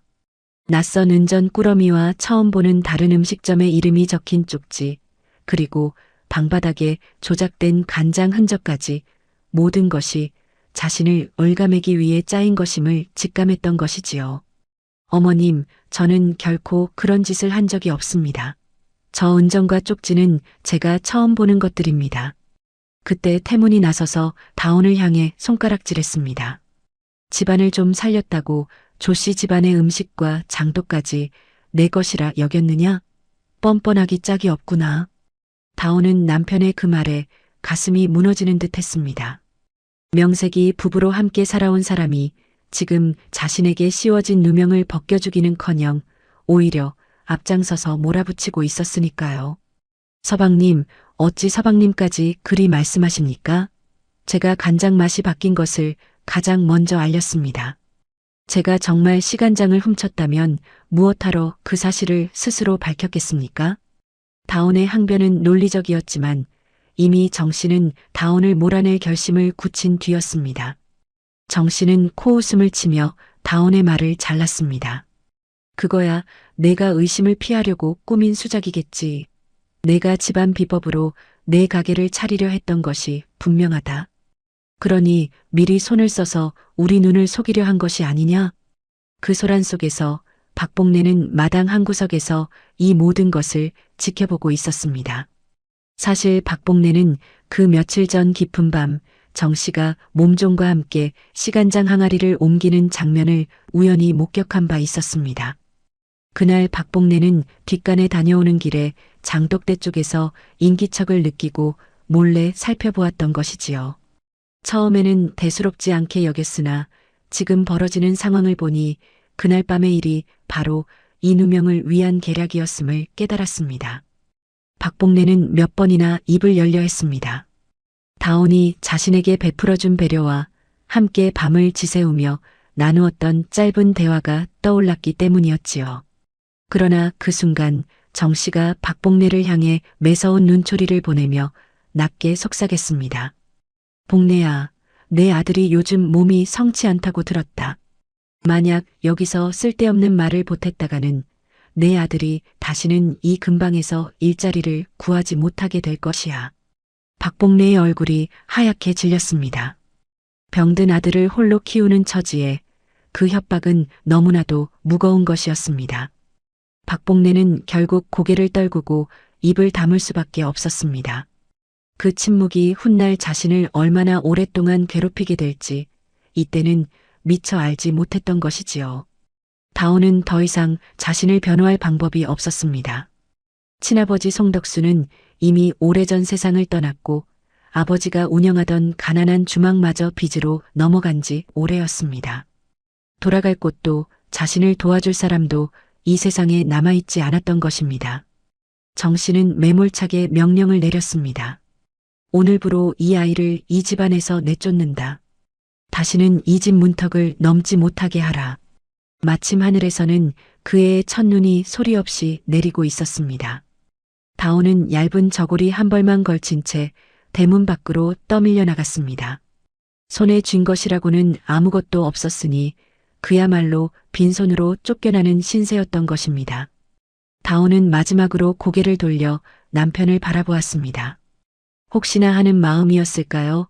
태문이 한 번쯤은 자신을 붙잡아주지 않을까 하는 신락 같은 기대가 있었는지도 모릅니다. 그러나 태문은 다온과 눈이 마주치자 황급히 시선을 피했습니다. 그러고는 옆에 선 하인을 향해 차갑게 명령했습니다. 문을 닫아라. 육중한 대문이 서서히 닫히는 소리가 첫눈 내리는 골목에 울려 퍼졌습니다. 다온은 그 자리에 얼어붙은 듯 서서 굳게 닫힌 대문을 한참 동안 바라보았습니다. 눈발은 점점 굵어져 그녀의 어깨 위에 소복이 쌓이기 시작했고 매서운 겨울바람이 얇은 저고리 사이로 파고들었습니다. 집안을 살린 사람도 다온이었지만 도둑으로 몰려 쫓겨나는 사람 역시 다온이었으니 이 얼마나 기막힌 노릇이었겠습니까? 다온은 눈물조차 나오지 않는 멍한 얼굴로 발걸음을 옮기기 시작했습니다. 그 걸음이 향하는 곳이 어디인지는 그녀 자신도 알지 못했지만 그 밤의 매서운 추위와 서러움만은 뼛속 깊이 사무쳤던 것이었습니다. 조씨 가문 대문이 닫히는 소리를 뒤로하고 다온은 정처 없이 발걸음을 옮기기 시작했습니다. 갈 곳이 있어서가 아니라 그저 그 자리에 서 있을 수 없었기 때문이었지요. 눈발은 점점 굵어져 길바닥을 하얗게 뒤덮었고 얇은 저고리 한 벌로는 매서운 겨울바람을 도무지 막아낼 수 없었습니다. 다온의 발길이 향한 곳은 다름 아닌 마포나루였습니다. 특별히 그곳을 목적지로 삼은 것은 아니었습니다. 다만 어릴 적 아버지 송덕수와 함께 살던 주막이 그 근처에 있었으니 몸이 저절로 그 방향으로 움직였던 것인지도 모릅니다. 그러나 정작 그 주막은 이미 오래전 빚으로 넘어가 다른 사람의 손에 들어간 뒤였고 다온이 기댈 수 있는 것은 아무것도 남아있지 않았습니다. 걸음을 옮길수록 다온의 몸은 점점 무거워졌습니다. 하루 종일 아무것도 먹지 못한 데다 그 전날 밤부터 이어진 소동으로 한숨도 자지 못한 터였으니까요. 눈앞이 흐려지고 다리에 힘이 풀리기 시작했습니다. 나루터 어귀에 다다랐을 무렵 다온은 결국 눈 쌓인 길바닥 위에 힘없이 쓰러지고 말았습니다. 그 무렵 마포나루에는 밤늦도록 짐을 부리는 짐꾼들이 남아 있었습니다. 그들의 우두머리 격인 마칠복은 겉보기에는 거칠고 무뚝뚝했지만 오랫동안 나루터에서 산전수전을 겪으며 사람 보는 눈만큼은 날카로운 사내였습니다. 그날 밤 마칠복은 마지막 짐을 나르고 숙소로 돌아가는 길에 눈 위에 쓰러진 다온을 발견했습니다. 이보시오, 이보시오. 정신 좀 차려보시오. 마칠복이 다온의 어깨를 흔들어 보았지만 아무런 반응이 없었습니다. 그때 마침 나루터 과부 강옥분이 물동이를 이고 그곳을 지나다가 그 광경을 보고 놀라 달려왔습니다. 아니, 이 추운 날씨에 웬 여인이 이리 쓰러져 있단 말입니까? 얼른 옮겨야겠어요. 두 사람은 서둘러 다온을 짐꾼들이 함께 쓰는 숙소로 옮겼습니다. 화덕에 불을 지피고 미음을 끓여 조금씩 흘려넣으니 반나절이 지나서야 다온은 겨우 정신을 차릴 수 있었습니다. 눈을 뜬 다온의 눈앞에는 낯선 두 사람의 얼굴이 있었습니다. 여기가 어디입니까? 마포나루 짐꾼들이 쓰는 숙소요. 눈길에 쓰러져 있기에 데려왔소이다. 마칠복의 무뚝뚝한 대답에 다온은 몸을 일으키려 했으나 아직 기력이 돌아오지 않아 다시 주저앉고 말았습니다. 강옥분이 안타까운 얼굴로 물었습니다. 몸도 성치 않아 보이는데 대체 어쩌다 이 지경이 되셨습니까? 갈 곳은 있으신지요? 다온은 잠시 망설이다가 담담하게 자신의 사정을 털어놓았습니다. 시댁에서 누명을 쓰고 쫓겨난 일, 돌아갈 친정도 남아있지 않다는 것까지 숨김없이 이야기했지요. 이야기를 다 들은 마칠복과 강옥부는 서로 눈빛을 주고받았습니다.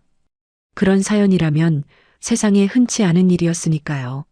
며칠이 지나 몸을 어느 정도 회복한 다온은 계속 신세를 지고만 있을 수 없다는 생각에 마칠복을 찾아갔습니다.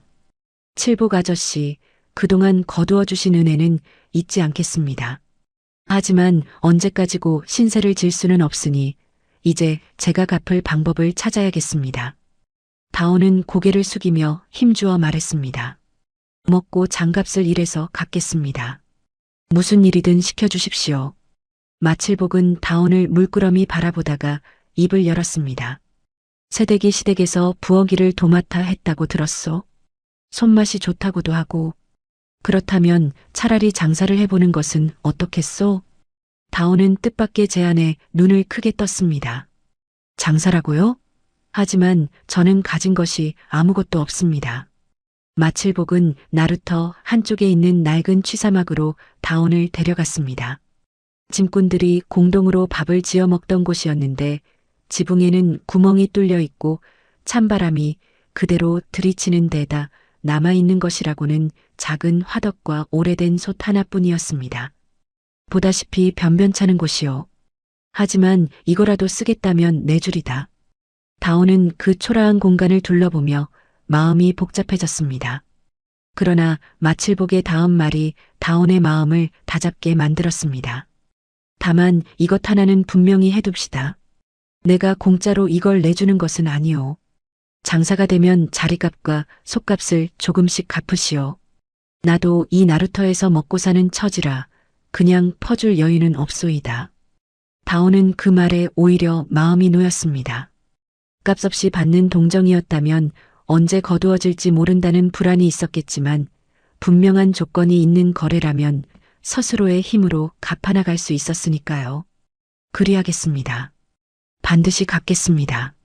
이렇게 하여 다온은 그 낡은 취사막을 빌리게 되었습니다. 하지만 이는 어디까지나 자리와 솥을 빌린 것일 뿐 장사 자체는 처음부터 다온 자신의 이름과 책임으로 시작하는 것이었습니다. 다온이 취사막을 얻었다는 소식이 들리자 눈밭에서 다온을 구해주었던 강옥분이 찾아왔습니다. 새댁, 저도 일자리를 구하고 있는데 여기서 할 일이 없을까요? 강옥분은 남편을 잃고 두 아이를 홀로 키우고 있다고 했습니다. 다온은 잠시 생각하다가 조심스레 제안했습니다. 옥분 아주머니, 저와 함께 이 장사를 해보시겠습니까? 물론 공짜로 도와달라는 것은 아닙니다. 정식으로 품삯을 드리겠습니다. 강옥분은 놀란 얼굴로 되물었습니다. 하지만 아직 장사도 시작하지 않았는데 품삯을 어찌 미리 약속하십니까? 오늘 몇 그릇이나 팔릴지도 모르는 형편에요. 다온은 단호하게 고개를 저었습니다. 오늘 몇 그릇이 팔리든 약속한 품삯은 먼저 드리겠습니다. 저를 믿고 함께해 주신다면 그 믿음을 배신하지 않을 것입니다. 그 말에 강옥부는 마음이 움직였습니다. 자신도 홀로 두 아이를 키우며 하루하루가 막막하던 차였으니 정직하게 품삯을 약속하는 사람을 만난 것이 오히려 감사한 일이었던 것이지요. 알겠습니다. 저도 최선을 다해 돕겠습니다. 다온은 곧바로 재료를 구하러 나섰습니다. 그러나 손에 쥔 돈이 거의 없었으니 값비싼 재료를 살 수는 없는 노릇이었습니다. 다온은 짐꾼들이 먹고 남긴 질긴 쇠고기와 뼈, 시든 무청과 보리쌀을 싼값에 구했습니다. 상인들도 어차피 버릴 것이라 여겼던 재료들이라 다온이 값을 후하게 쳐주지 않아도 순순히 넘겨주었습니다. 그러나 그 재료들 앞에서도 다온의 눈과 코는 결코 게으르지 않았습니다. 고기 더미를 앞에 두고 하나하나 냄새를 맡아 상태를 확인했고 조금이라도 이상한 냄새가 나는 것은 과감히 골라냈습니다. 이 고기는 질기긴 해도 상하지는 않았으니 오래 삶으면 됩니다. 다만 이쪽 것은 냄새가 미심쩍으니 쓰지 않겠습니다. 강옥분이 옆에서 감탄하며 물었습니다. 어찌 그리 냄새 하나로 정확히 아십니까? 어릴 적부터 아버지 주막에서 늘 하던 일입니다. 몸에 밴 것이지요. 다온은 고기와 뼈를 따로 삶기 시작했습니다. 뼈는 오랫동안 우려 깊은 국물을 냈고 질긴 고기는 따로 삶아 부드럽게 만들었습니다. 무와 팥뿌리는 화덕불에 살짝 구워 국물에 넣으니 그 향이 은은하게 퍼지며 국물의 깊이를 더했습니다. 값비싼 시간장 대신 된장 윗물과 소금으로 간을 맞추었는데 국자로 국물을 떠 혀끝에 대어보며 몇 번이고 비율을 조정하는 다온의 모습에 강옥부는 그저 신기할 따름이었습니다. 밤이 깊도록 국물을 끓이고 또 끓이니 마침내 완성된 국물은 맑으면서도 깊었고 질긴 고기는 혀로 눌러도 풀릴 만큼 부드러워졌습니다. 다온은 한 숟갈 떠서 맛을 보고는 조용히 고개를 끄덕였습니다. 이제 되었습니다. 다음 날 새벽 다온은 뜨거운 김이 오르는 가마솥을 앞에 두고 첫 손님을 기다렸습니다. 처음에는 지나가던 짐꾼 한둘이 호기심 반, 배고픔 반으로 자리에 앉았습니다. 주모, 이 국밥 한 그릇에 얼마요? 다온은 그 부름에 잠시 마음이 뭉클했습니다. 조씨 가문에서는 손님 앞에 나서지도 못하고 부엌 뒤편에 숨어 지내던 자신이었는데 이제는 손님이 직접 자신을 찾아 이렇게 부르고 있었으니까요. 헐값에 드리겠습니다. 우선 한 그릇 드셔보시지요. 짐꾼은 반신반의하며 국밥을 한술 떠먹었습니다. 그런데 그 순간 짐꾼의 눈이 휘둥그레졌습니다. 아니, 이 국물이 뭐요? 값싼 재료로 이런 깊은 맛이 난단 말이오? 여보게들, 이리 와보게. 여기 쇠고기 국밥이 예사롭지 않네. 그 말을 들은 다른 짐꾼들도 하나둘 몰려들기 시작했습니다. 주모, 여기도 한 그릇 주시오. 주모, 나도 한 그릇이오. 곳곳에서 다온을 찾는 소리가 들려왔습니다.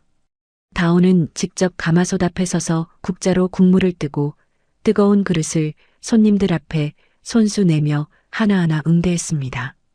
첫날 준비한 쇠고기 국밥은 순식간에 동이 났습니다. 다음 날에는 전날 먹었던 짐꾼들이 동료들을 데려왔으니 자리는 더욱 북적이기 시작했습니다. 다온은 첫날 번 돈으로 가장 먼저 고기와 쌀값부터 갚았습니다. 그리고 마칠복에게는 자리값과 솥값의 일부를 건넸고 강옥분에게는 약속한 품삯을 먼저 지급했습니다. 새댁처럼 약속을 잘 지키는 분은 처음 봅니다. 강옥분이 감격한 얼굴로 말하자 다온은 조용히 미소 지으며 답했습니다. 약속을 지키는 것이 장사의 기본이지요. 오늘 하루 벌었다고 다 써버리면 내일은 아무것도 남지 않을 것입니다. 며칠이 지나자 새벽마다 취사막 앞에 쇠고기 국밥을 먹으려는 짐꾼들이 줄을 서기 시작했습니다. 주모, 오늘도 그 맛 그대로요? 하고 묻는 단골 손님들도 하나둘 생겨났습니다. 다온은 그렇게 번 돈으로 조금씩 자신의 솥과 그릇을 마련해 나갔습니다. 처음에는 마칠복에게 빌린 낡은 솥 하나로 시작했지만 이제는 자신의 손으로 장만한 그릇들이 하나둘 늘어갔던 것이지요. 나루터 사람들은 어느새 그 작은 취사막을 자연스럽게 다온인의 장국밥이라 부르기 시작했습니다. 처음에는 그저 편하게 부르던 이름이었지만 시간이 지날수록 그 이름 자체가 하나의 간판이 되어갔습니다. 돌이켜보면 조씨 가문에서 다온이 만든 음식은 늘 시어머니와 남편의 이름으로 세상에 알려졌었습니다. 하지만 이 낡은 취사막에서만큼은 달랐습니다. 여기서 만드는 국밥의 맛도 주모하고 부르며 다온을 찾는 손님들의 목소리도 모두 온전히 송다운이라는 이름석 자를 향한 것이었으니까요. 그곳의 주인은 처음부터 그리고 앞으로도 계속 송다운이었던 것입니다. 장사를 시작한 지 몇 달이 흐르는 동안 다운은 만만으로 손님을 붙잡으려 하지 않았습니다. 매일 팔린 그릇수와 그날 들어간 쌀, 고기, 장작의 양을 낱낱이 기록하는 습관을 하루도 거르지 않았던 것이지요. 조씨 가문에 있을 때 몸에 익힌 그 꼼꼼함이 이제는 온전히 자신의 장사를 위한 밑거름이 되어주고 있었습니다. 다운은 손님을 가려 대접하는 법이 없었습니다. 다만 형편에 맞게 상을 차렸을 뿐이지요. 새벽 일찍 나와 무거운 짐을 부리는 짐꾼들에게는 보리밥을 넉넉히 담은 값싼 쇠고기 국밥을, 낮 무렵 여유 있게 찾아오는 상인들에게는 흰쌀과 쇠고기를 더한 조금 더 갓나가는 쇠고기 국밥을 내놓았습니다. 주모, 나는 아침부터 짐을 날라야 하니 든든하게 한 그릇 말아주시오. 한 번은 젊은 짐꾼 하나가 짓궂게 물은 적이 있었습니다. 주모, 우리 같은 짐꾼들한테는 싸구려 재료 쓰고 저상인 나리들한테는 좋은 것만 쓰는 것 아니오? 다운은 국자를 젓던 손을 멈추고 또렷하게 답했습니다. 재료의 양과 종류는 값에 따라 다르지만 상한 것을 쓰는 일은 결코 없습니다. 손님을 가려 정성을 달리하는 것은 장사꾼의 도리가 아니지요. 그렇게 정직한 장사가 입소문을 타면서 석 달이 채 지나기도 전에 다운은 마칠복에게 빌린 자리값과 속값을 모두 갚을 수 있었습니다. 그날 다운은 직접 마칠복을 찾아가 은전 꾸러미를 내밀었습니다. 칠복 아저씨, 그동안 빌린 값을 모두 갚아드리겠습니다. 정말 감사했습니다. 마칠복은 은전을 받아들며 흐뭇한 얼굴로 고개를 끄덕였습니다. 새댁이 이리 빨리 갚을 줄은 몰랐소. 역시 사람 보는 눈이 틀리지 않았구려. 반년 뒤 다온은 나루터 앞에 작은 초가를 빌려 정식으로 주막을 열었습니다.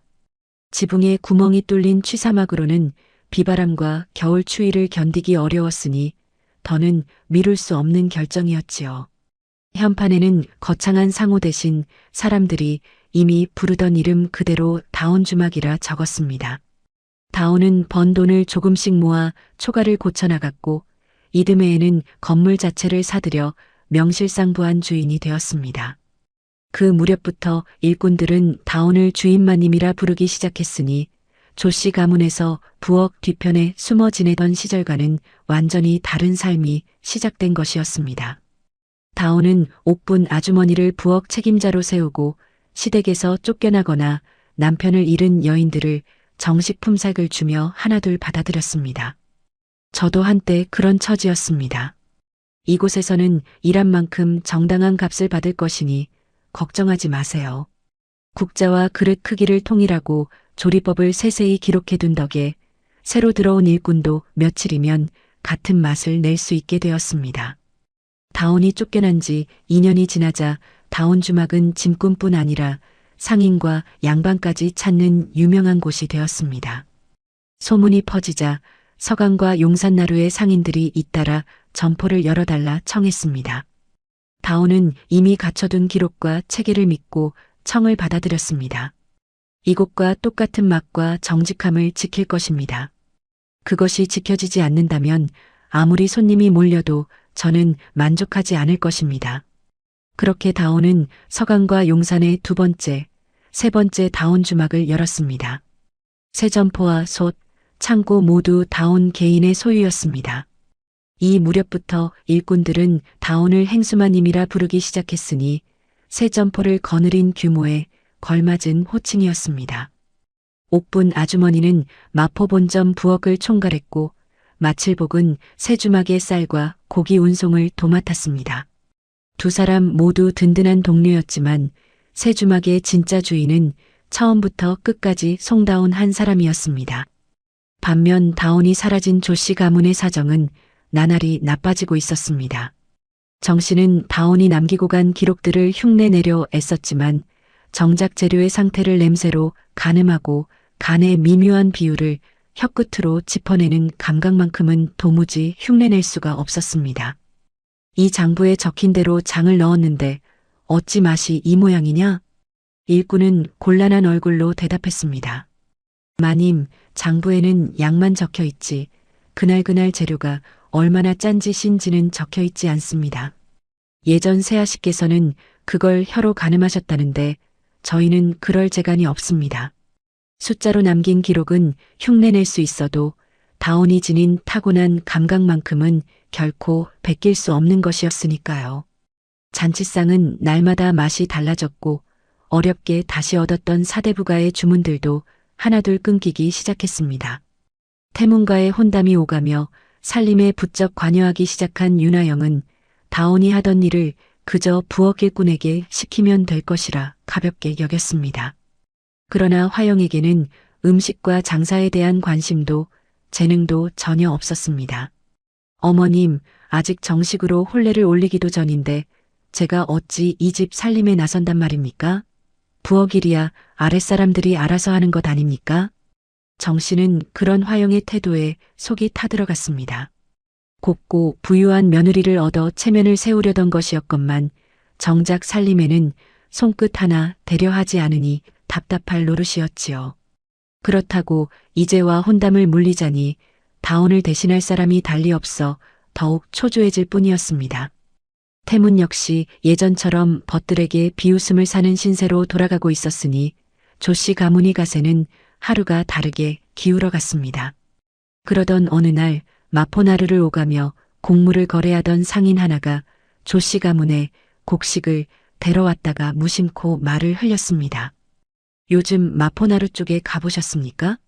다운주막이라고 거기 안주인 솜씨가 아주 대단하다고 소문이 자자합니다. 벌써 주막을 세 채나 거느리고 있다더군요. 그 이름을 듣는 순간 정씨의 낯빛이 흑빛으로 변했습니다. 그동안 정씨는 쫓겨난 며느리가 어딘가에서 근근히 목숨을 부지하고 있거나 이미 세상을 떠났으려니 여기고 있었습니다.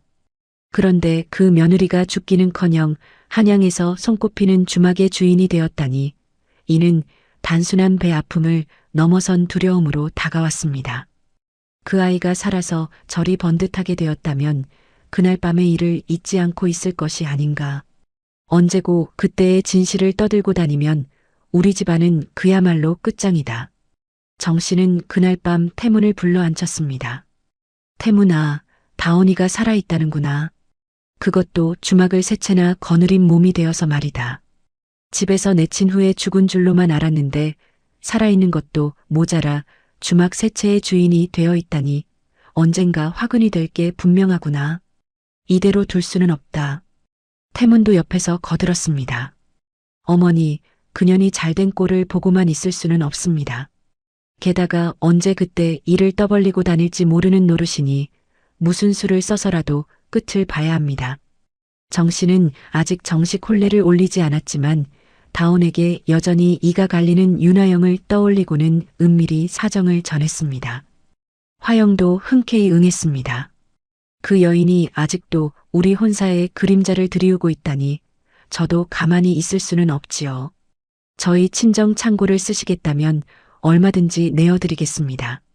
그렇게 정씨는 윤하영의 친정 창고에서 상하기 시작한 고기를 몰래 다온 주막으로 흘려보내도록 지시했습니다. 그리고 다온이 병든 소고기로 장국밥을 끓인다는 소문을 은밀히 퍼뜨리기 시작했던 것입니다. 그러나 다온의 코와 눈을 속일 수는 없었습니다. 입고된 고기의 냄새와 핏빛, 결이 평소와 다르다는 것을 다온은 곧바로 알아차렸습니다. 이 고기는 쓰지 마세요. 냄새가 예사롭지 않습니다. 그리고 이 고기 포장에 찍힌 표식을 잘 보아두세요.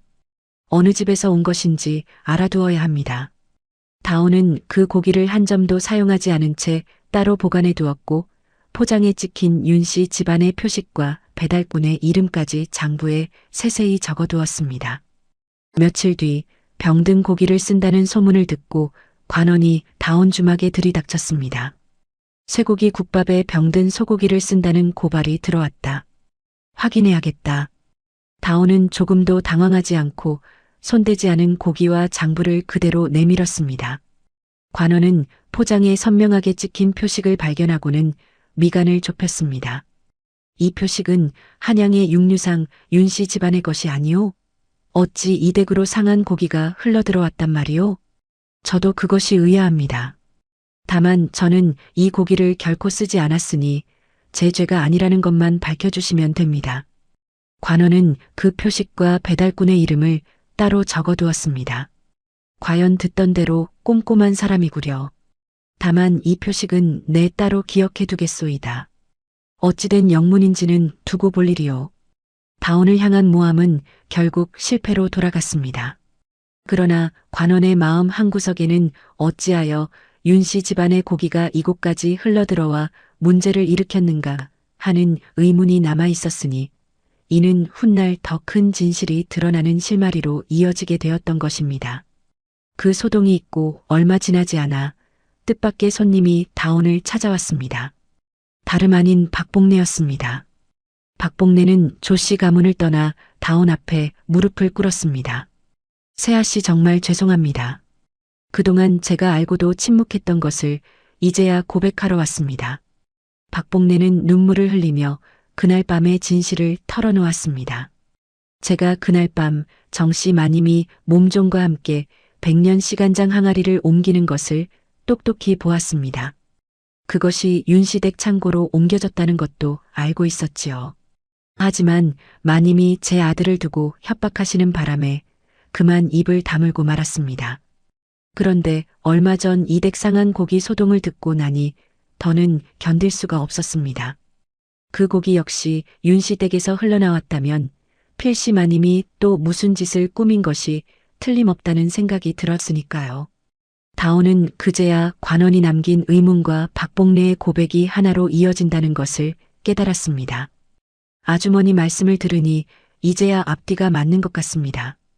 그때는 어쩔 수 없으셨을 것입니다. 지금이라도 이리 찾아와 주셔서 감사할 따름입니다. 다온은 하룻밤을 꼬박 세워가며 그동안 모아둔 것들을 하나하나 정리했습니다. 다음 날 다온은 곧장 관할을 찾아가 지난번 상한 고기 소동을 조사했던 그 관원을 청했습니다. 날이 그때 남겨두신 윤씨 집안의 표식 기록이 더 큰 진실과 이어져 있습니다. 3년 전 제가 시댁에서 100년 시간장을 훔쳤다는 누명을 쓰고 쫓겨난 일이 있는데 얼마 전 그 집 부엌 일꾼이었던 사람이 찾아와 그 시간장이 실은 윤씨 집안 창고로 옮겨졌다고 증언했습니다. 관원의 눈빛이 순식간에 진지해졌습니다. 그것이 사실이라면 결코 가벼운 일이 아니오. 관원은 상관에게 보고했습니다. 처음엔 신중론이 나왔으나 상한 고기 표식 기록과 박복내의 증언이 명분이 되어 조사가 승인되었습니다. 윤만덕은 처음엔 펄쩍 뛰며 반발했지만 증거를 조목조목 제시받자 결국 창고 문을 열어줄 수밖에 없었습니다. 관원들이 창고 깊숙한 구석, 낡은 집더미로 가려진 자리에서 오래되고 손때 묻은 항아리 하나를 찾아냈습니다. 대기하고 있던 박복내가 그 항아리를 확인하고는 떨리는 목소리로 외쳤습니다. 맞습니다. 이것입니다. 조씨 가문 대대로 내려오던 100년 시간장 항아리입니다. 이어 그날 밤 항아리를 날랐던 인부를 찾아내 캐물으니 인부는 결국 실토했습니다. 조씨 가문의 정씨 마님께서 한밤중에 은밀히 이 항아리를 옮기라 하셨습니다. 항아리라는 물증, 박복내의 목격 증언, 인부의 자백까지 세 가지가 빈틈없이 맞아떨어지니 다온에게 씌워졌던 시간장 절도 누명의 진실이 마침내 완전하게 드러나게 되었던 것입니다. 3년 전 100년 시간장 절도 사건은 실은 조씨 가문의 정씨 부인이 며느리 송다온에게 죄를 뒤집어 씌우기 위해 꾸민 자작극이었음이 명백히 밝혀졌다. 또한 최근의 병든 고기 사건 역시 같은 자들의 소행으로 다온 주막의 명성을 해치려는 모함이었음이 드러났다. 그 판결이 전해지자 한양 저작거리는 발칵 뒤집혔습니다.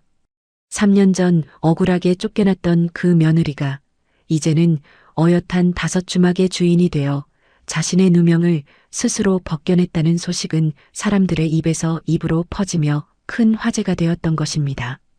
윤씨 창고에서 100년 시간장 항아리가 발견되었다는 소식은 삽시간에 한양 저작거리를 뒤덮었습니다. 사람들은 저마다 한마디씩 보태며 그 소식을 전하고 또 전했으니 채 며칠이 지나지 않아 조씨 가문의 이야기를 모르는 이가 없을 지경이 되었던 것이지요. 글쎄, 그 조씨 댁 정씨 부인이 며느리한테 도둑 누명을 씌웠다지 뭔가. 그 며느리가 지금 마포에서 그 유명한 다운주막을 하는 그 사람이라며? 세상에 그런 몹쓸 짓을 하고도 여태 잘 사는 줄 알았더니 하늘이 무심치 않았구먼. 이런 소문이 한 집 두 집 건너 퍼져나가자 조씨 가문과 거래를 이어오던 사대부가들은 하나둘 등을 돌리기 시작했습니다. 며느리에게 절도 누명을 씌우고 상한 고기로 모함까지 하려 했다는 사실이 알려진 마당에 그런 집안에 잔치상을 맡길 배포가 있는 사람은 아무도 없었던 것입니다. 남아있던 몇 안 되는 거래처마저 서찰한 장으로 조용히 발길을 끊었으니 조씨 가문의 살림은 그야말로 뿌리째 흔들리게 되었던 것이지요. 육만덕의 사정도 다르지 않았습니다. 상한 고기를 정상적인 물건인 양 유통하려 한 책임을 피할 수 없었으니 그가 오랫동안 쌓아온 육류상으로서의 신용도 크게 흔들렸습니다. 여러 점포에서 손님이 줄어들고 몇몇 거래처는 아예 계약을 파기하겠다는 서찰을 보내오기까지 했습니다. 이 모든 사달이 벌어지자 윤하영과 조태문의 혼담도 그대로 깨지고 말았습니다. 육만덕은 딸을 앉혀놓고 낮은 한숨을 내쉬며 말했습니다. 화영아, 이제 저 집안과는 더 이상 얽히지 않는 것이 좋겠다. 우리도 이 일로 이미 큰 손해를 보았는데 더 깊이 엮였다가는 우리 집안 이름까지 함께 더럽혀질 것이야. 화영은 처음에는 억울한 듯 입술을 깨물었지만 이내 고개를 떨구었습니다. 아버지 말씀이 옳습니다. 애초에 제가 그 여인을 몰아내려 했던 것부터가 화근이었던 것 같습니다. 그렇게 조씨 가문을 다시 일으켜 세우려던 정씨의 마지막 계획은 완전히 물거품이 되고 말았습니다. 반면 다운주막은 정직한 재료 관리와 한결같은 맛으로 그 명성이 나날이 더해갔습니다. 다운이 쫓겨난 지 어느덧 3년이 되었을 무렵 마포에서 시작한 작은 취사막은 서강과 용산을 포함해 5채의 주막으로 커져 있었습니다.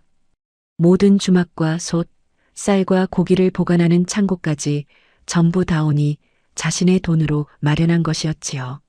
여러 주막에서 함께 쓸 장과 반찬도 다운이 직접 담그고 만들어 각 점포에 공급했으니 한양에서 손꼽히는 주막 주인이라는 말이 결코 과장이 아니었던 것입니다. 이 무렵 다운을 대하는 사람들의 태도도 한층 더 깍듯해졌습니다. 거래를 트고 싶어 찾아온 한 곡물 상인이 다운 앞에서 정중히 고개를 숙이며 물었습니다. 송행수께서 직접 거래를 맡으시는 겁니까? 소문으로만 듣다가 이리 뵈니 참으로 영광입니다. 또 다른 자리에서는 이런 말도 오갔습니다. 송행수의 주막은 어느 곳이든 맛이 한결같다더군요. 그 비결이 대체 무엇입니까? 다운은 그런 물음에 늘 담담하게 웃으며 답하곤 했습니다. 별다른 비결은 없습니다. 다만 재료를 속이지 않고 사람을 속이지 않을 뿐입니다. 마칠복은 그 무렵 5주막의 운송을 총괄하는 책임자로 완전히 자리를 잡았고 옥분 아주머니는 마포 본점의 부엌을 이끄는 책임자로서 다운의 곁을 든든히 지켰습니다. 두 사람 모두 다운에게는 없어서는 안 될 동료였지만 5채의 다운 주막을 세우고 소유한 주인은 처음부터 끝까지 오직 송다운 한 사람뿐이었습니다. 그러던 어느 날 뜻밖의 인물이 다운 주막을 찾아왔습니다. 다름 아닌 태문이었습니다. 조씨 가문이 몰락하면서 빚쟁이들에게 쫓기는 신세가 된 태문은 결국 낯을 붉히며 다운 앞에 나타났던 것이지요. 옥분 아주머니가 먼저 그를 알아보고 놀란 얼굴로 다운에게 알렸습니다. 행수마님, 저 예전 그댁 서방님이라는 분이 뵙기를 청하십니다. 다운은 잠시 마음을 가다듬고는 별채에서 태문을 마주했습니다. 예전에 반듯하고 풍채 좋던 모습은 온데간데였고 초췌하고 궁색한 몰골의 태문이 그 자리에 서 있었습니다. 다운이, 아니 부인 오랜만이요. 다운은 아무런 표정 변화 없이 그를 바라보았습니다. 태무는 헛기침을 몇 번 하더니 어렵게 입을 열었습니다. 어머니가 꾸민 일이요. 나는 그대를 진심으로 내쫓으려 한 것이 아니었소. 다시 돌아오면 예전처럼 부부로 살 수 있소.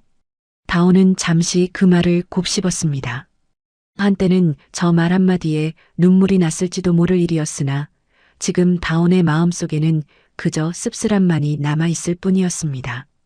저를 내쫓은 것은 어머님이셨지만 그 문을 닫으라고 명한 사람은 서방님이었습니다. 태무는 그 말에 아무런 대꾸도 하지 못했습니다.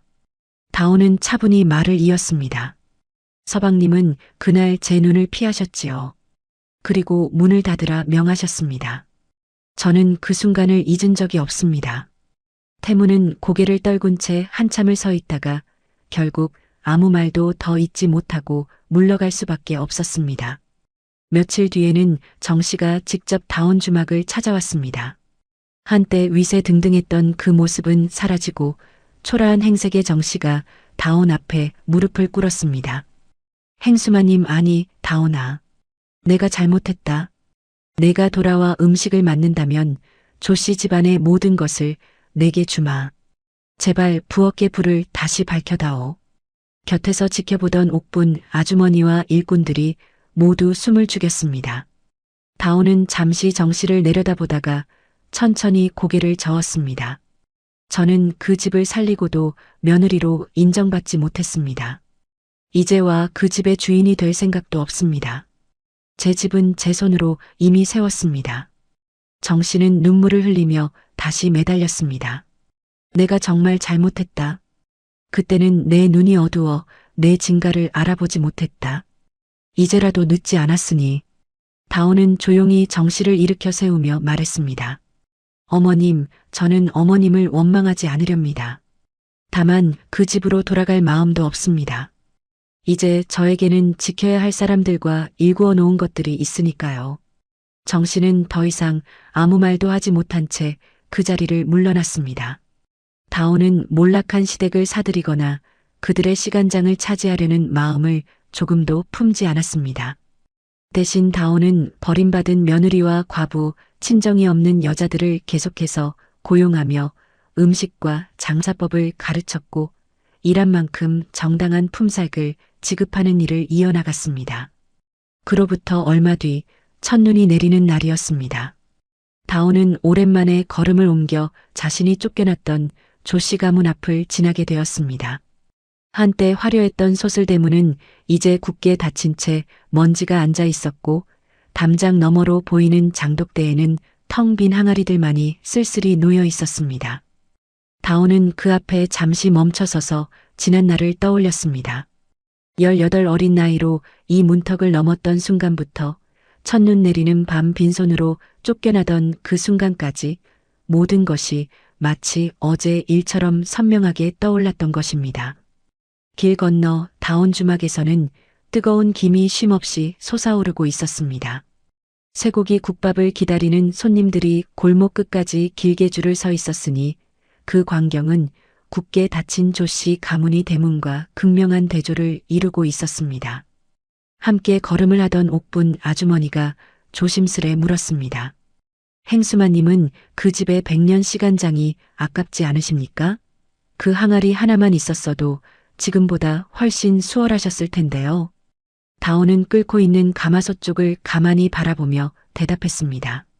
그 집에서는 오래된 항아리가 맛을 만든다고 믿었지요. 하지만 음식의 맛은 먹을 사람을 생각하는 마음과 제 손으로 지켜낸 믿음에서 나오는 것이었습니다. 옥분 아주머니는 그 말에 고개를 끄덕이며 조용히 미소 지었습니다. 다온은 다시 발걸음을 옮겨 자신의 주막으로 향했습니다. 그 뒷모습에는 지난 3년간의 서름과 노력이 고스란히 담겨 있었으니 지켜보는 이의 마음마저 뭉클하게 만들었던 것입니다. 못생겼다며 어린 며느리를 숨기고 손맛만 이용한 시댁은 결국 100년 시간장과 함께 무너지고 말았습니다. 반면 첫눈 내리는 밤 빈손으로 쫓겨났던 송다온은 자신의 이름을 건 따뜻한 한 그릇으로 한양에서 손꼽히는 주막 주인이 되었던 것입니다. 사람을 겉모습으로만 판단하고 그 참된 가치를 알아보지 못한 이들은 결국 스스로 쌓아온 것마저 지키지 못하는 법이었으니 이것이야말로 하늘이 내린 준엄한 심판이 아니고 무엇이었겠습니까? 그리고 아무리 모진 시련 속에서도 자신의 손끝과 정직함을 믿고 묵묵히 걸어간 사람에게는 결국 그에 걸맞은 자리가 찾아오는 법이었던 것입니다. 오늘도 마포나루다운 주막에는 뜨거운 김이 오르고 그 앞에는 오늘도 변함없이 손님들의 발걸음이 이어지고 있습니다. 여러분, 겉모습만 보고 사람을 함부로 판단해서는 안 된다는 것을, 그리고 정직하게 쌓아 올린 것은 결코 무너지지 않는다는 것을 오늘 이 사연이 다시 한번 일깨워주는 것 같습니다. 오늘 이야기 재미있게 보셨다면 구독과 좋아요 부탁드리고요. 다음에도 이렇게 가슴 뻥 뚫리는 통쾌한 사연으로 또 찾아뵙겠습니다. 본 이야기는 조선 후기 정조실록과 최재공의 만덕전 기록을 토대로 여성이라는 신분과 성별의 벽을 깨부수고 거상이 되었던 실존 인물 의녀 김만덕의 상업적 천재성을 모티브로 재창작된 야담입니다.